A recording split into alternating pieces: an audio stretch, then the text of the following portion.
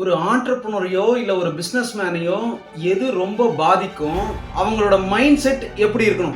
ஐயோ இங்க படுத்துற நிமிஷம்னால தாங்க முடியலையே. தலை வலிக்குதுடா, தலை வலிக்குதே. எல்லார மாதிரியுங்க ஆண்டர்பிரினருக்கும் பிசினஸ் மேனுக்கும் மிகப்பெரிய எதிரியே ரெண்டு விஷயம். ஒன்னு பயம், இன்னொன்னு தோல்வி. இத ரெண்டுத்தையுமே நம்ம டேக்கிள் பண்ணி தான் ஆகணும்.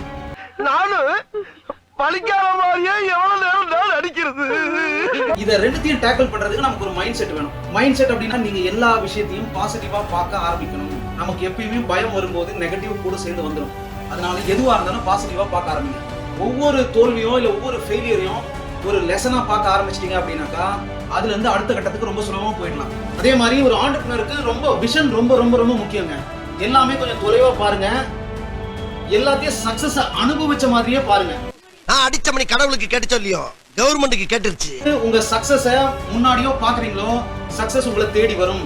உங்களுக்கு தேவையான கோல்ஸை எழுதுங்க, அஃபர்மேஷன்ஸை கண்டிப்பா எழுதுங்க, கண்டிப்பா சொல்லுங்க, வாயை விட்டு சொல்லுங்க. இத்தனை ஆர்டர்ஸ் எடுப்பேன், இத்தனை கோடி சம்பாதிப்பேன், எல்லாத்தையும் சொல்லுங்க. எந்த தப்பும் கிடையாது. பயம், தோல்வி என்னைக்கு இது ரெண்டுத்தையும் நம்ம தூக்கி போடுறோமோ அன்னைக்கு நம்ம ஒரு முழு ஆண்டர்பிரினர். எதுவாக இருந்தாலும் அதை ஃபேஸ் பண்ண ரெடியா. இது போல தொடர்ந்து நம்ம வீடியோஸை பாருங்க. உங்களுக்கு தேவையான டாபிக்ஸை கமெண்ட் பண்ணுங்க. யாராவது என்னை கான்டாக்ட் பண்றாருந்தா www.pitchu.com மெயில் அனுப்புங்க.